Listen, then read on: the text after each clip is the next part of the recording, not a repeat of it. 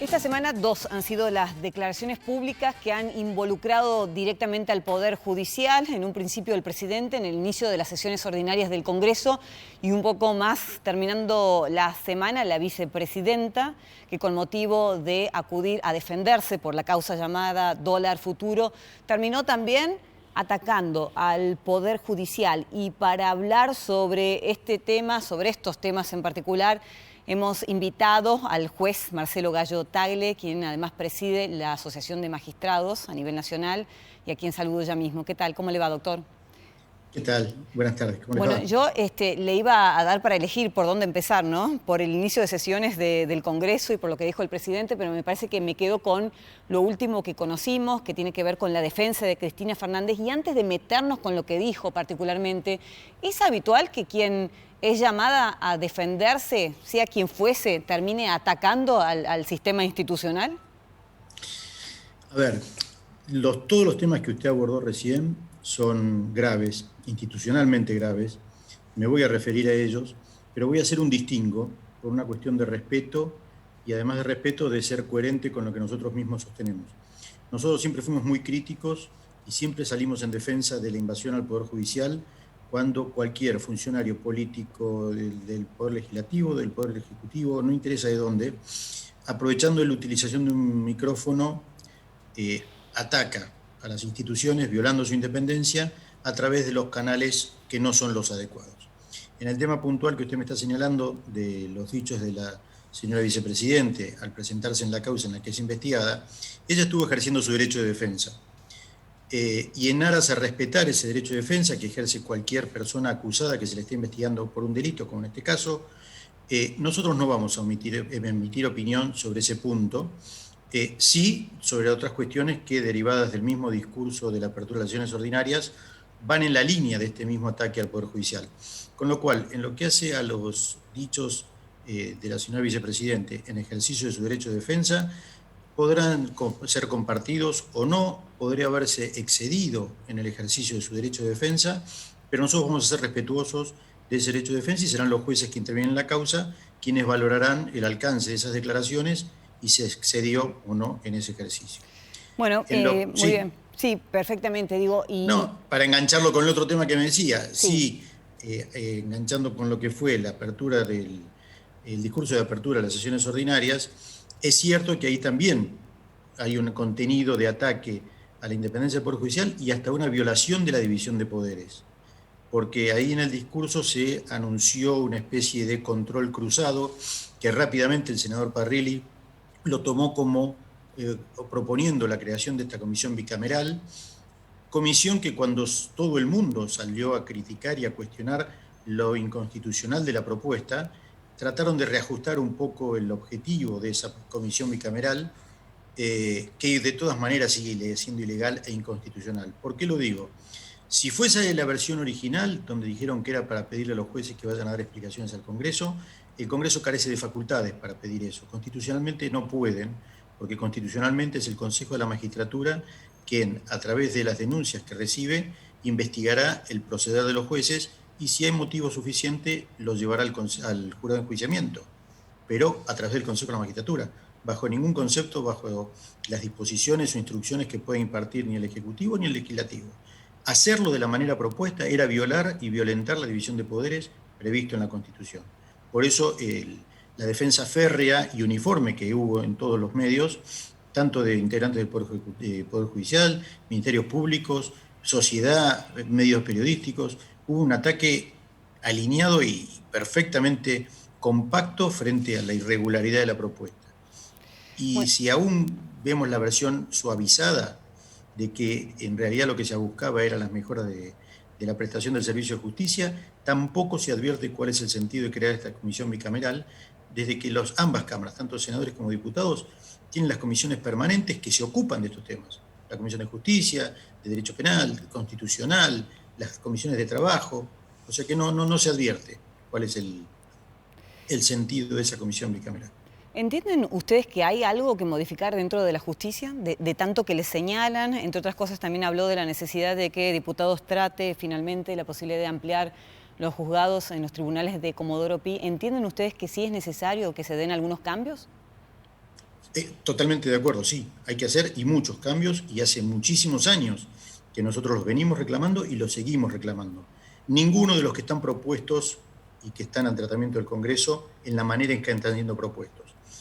Por tomar el ejemplo que usted puso recién, el de la ampliación de la justicia, creación de juzgados, habría que valorarlo, nosotros hicimos las críticas, de la manera que está propuesto es la mejor manera de chocar un proyecto contra la pared. Porque antes de analizar el proyecto de ampliación de juzgados, no podemos perder de vista que hay una ley que está vigente, aprobada no hace tantos años en el Congreso, que es la modificación del Código Procesal Penal pasando al sistema acusatorio. El sistema acusatorio tiene una preponderancia muy superior la intervención del fiscal, del Ministerio Público Fiscal, del mismo modo que el Ministerio Público de la Defensa. Pero básicamente quien impulsa el proceso y acusa es el fiscal. Con lo cual, si realmente se aspiraba a mejorar este servicio de justicia a través de esta ley vigente con el Código Procesal Penal, debieron haberse creado más fiscalías, no juzgados. Llamó a nosotros poderosamente la atención la cantidad de juzgados que se propone crear a lo largo de todo el país, con el enorme esfuerzo económico que eso va a significar para el Estado, en localidades donde no es necesario crear un juzgado. Un estudio serio para hacer un proyecto semejante implica evaluar previamente la litigiosidad del lugar para ver si justifica la creación de un juzgado. Y vamos a encontrar que en muchísimas de las ciudades que están propuestas no hace falta, y en otras ciudades que debieron haberse incrementado los que ya están, no se han propuesto. Con lo cual, después habrá que analizar y cada uno sacar sus conclusiones por qué esta propuesta de crear en todas las provincias juzgados, aún en ciudades donde no era necesario, cuando debieron haberse impulsado la creación de mayor cantidad de fiscalías y defensorías para atender estos juicios orales en el proceso acusatorio. Ahora, entiendo también que esta no es una propuesta exclusiva de este gobierno, sino que en el gobierno anterior también hubo un intento de ampliar la cantidad de juzgados. Más o menos. No de esta magnitud que implica involucrar a todas las provincias, aún en lugares innecesarios, sino que lo que el anterior gobierno intentó hacer, que también lo está haciendo este proyecto, lo que pasa es que se incorpora un montón de elementos que no tenía el anterior, y por eso hablo de lo desproporcionado de la propuesta y el costo que significa el Estado. Lo que se propuso en el gobierno anterior era ampliar la cantidad de juzgados federales de Comodoro Pi.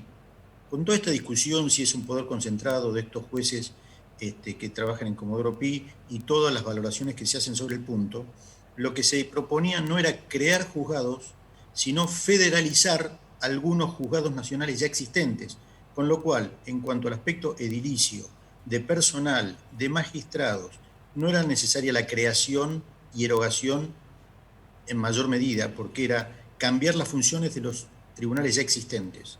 Eso es lo que intentó el gobierno anterior, federalizar algunos tribunales que ya existían para repartir el trabajo que hoy por hoy se concentraba en los 12 juzgados de Comodoro Pi. Nada más, pero no la creación en forma indiscriminada por todo el país, sin necesidad y sin haber hecho un estudio previo donde realmente eran necesarios. ¿Cuál es el plan? Esa es la diferencia. Esa es la diferencia, claro. ¿Cuál es el planteo que, si se puede saber, que le hacen dentro de la Asociación de Magistrados? Si hay tranquilidad entre los mismos de que nada esto de que se está cuestionando o solicitando desde el gobierno nacional puede llegar a cambiar, ¿o hay preocupación? A ver, hay preocupación desde este punto de vista. Conforme lo venimos sosteniendo, todos los proyectos que se están proponiendo no pasan de ser un título marketinero, porque si yo hablo de la democratización de la justicia, no puedo no estar de acuerdo. Ahora, si debajo de ese título el contenido es vacío o no apunta a la mejora que realmente declama tener, sino que nos entorpece el trabajo, por lo que les acabo de explicar, esa es la parte que a nosotros nos preocupa y que es un ataque permanente con este tipo de avances que uno advierte que los intereses que están atrás de estos proyectos pretenden defender intereses mezquinos y de corto plazo. No son modificaciones que sean perdurables en el tiempo. Una real modificación para modificar el sistema de justicia y mejorarlo, primero necesita un consenso de todo el arco político y de todas las organizaciones vinculadas a la justicia, sean ellos el Poder Judicial, las asociaciones vinculadas a los magistrados y funcionarios de magistrados o del Ministerio Público de la Defensa, de las organizaciones de las universidades, de los colegios de abogados, de los sindicatos. Todos deben participar para lograr el mejor producto. Y en ese debate vamos a lograr seguramente un buen proyecto. Esto acá no ocurrió, porque acá, para también cubrir las apariencias de la eventual escucha, convocando un montón de organizaciones a dar su opinión, es poco serio que nos den 7 minutos para debatir y que durante esos 7 minutos nadie le presta atención a lo que uno está hablando. No es serio con ese tiempo poder debatir algo en forma idónea para poder intercambiar ideas, menos aún como nos pasó en un proyecto de hace un año, febrero del año pasado, que cuando fuimos invitados para hablar también por 10 minutos, antes de sentarnos a hablar, ya estaba circulando entre la mesa de los diputados el proyecto que iban a elevar al Senado, cuando todavía no habíamos empezado a dar nuestra opinión, con lo cual la voluntad de escucha es simplemente otra nueva cáscara para poder decir que se convoca a todo el mundo, pero no hay intención de evaluar lo que uno va a explicar en las observaciones que puede aportar para mejorar el proyecto. Muchas gracias por esta charla, por estos minutos, por aclararnos sobre todo el sentir de la justicia en este momento. Muchísimas gracias. Muchas gracias, muy amable. Vamos a hacer la primera pausa, pero antes contarles. Primero, por un lado, quién es el ganador de esta caja Gulú, que cada vez se viene mejor, riquísima, absolutamente todo lo que tiene adentro es un manjar. El ganador del sorteo es Lucas, el DNI termina en 675 y ya mismo empezamos a jugar por el próximo ¿Quién dijo? Y por la posibilidad de tener la próxima semana en tu casa una de estas cajas gourmet de Gulú. ¿Quién dijo? ¿Quién dijo? Busca por el agrado de buscar, no por el de encontrar. Va de nuevo, busca por el agrado de buscar, no por el de encontrar. ¿Quién lo dijo? ¿Quién lo dijo? Bueno, ¿lo adivinás? ¿De qué manera? Seguramente lo sabés. Si no, lo buscás y vas al Instagram de Semanario TV, contestás y tenés la posibilidad entonces de participar ya la próxima semana.